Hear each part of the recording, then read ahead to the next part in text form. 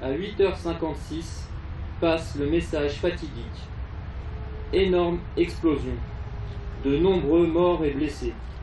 Envoyez sur les lieux toutes les ambulances disponibles. C'était il y a tout juste 50 ans. La catastrophe de Feyzin faisait 18 morts, dont 11 pompiers et plus de 90 blessés. L'un des plus importants accidents industriels de l'après-guerre en France.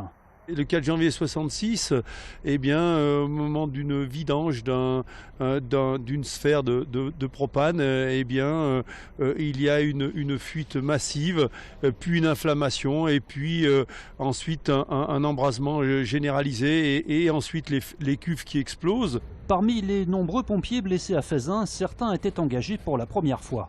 Le problème, c'est que nous, on sortait de l'instruction de 6 mois à Villeurbanne. Et on avait pris la garde la veille à 8h du matin pour une sortie. Et le lendemain matin, vers 7h15, une sortie. Ah bah chic, on dit un feu. Tout content de baptiser.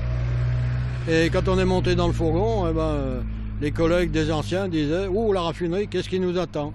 La coordination des secours s'avéra difficile, Feyzin n'étant pas à l'époque situé dans le Rhône.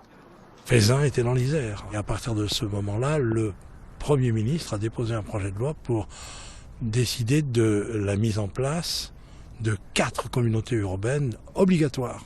Lyon, Lille, Strasbourg, Bordeaux. De telle manière qu'on n'assiste pas à ce qu'on avait vu, c'est-à-dire le préfet de l'Isère venant de Grenoble pour commander le feu.